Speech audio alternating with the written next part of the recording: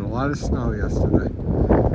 It's actually still flurrying now, but the worst is over. A little over 2 feet of snow. Trying to dig out now.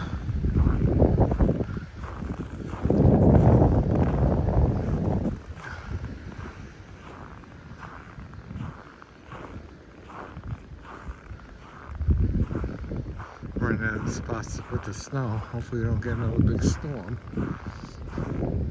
Not going to be too many places to put it.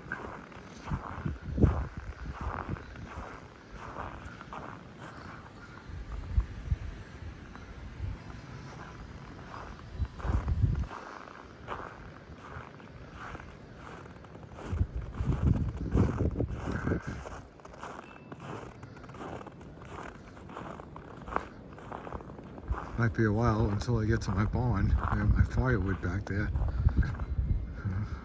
Okay, I got a lot of firewood in the garage. So once that's gone, hopefully I'll be able to get back there and get some more wood. I started digging one of my trucks out.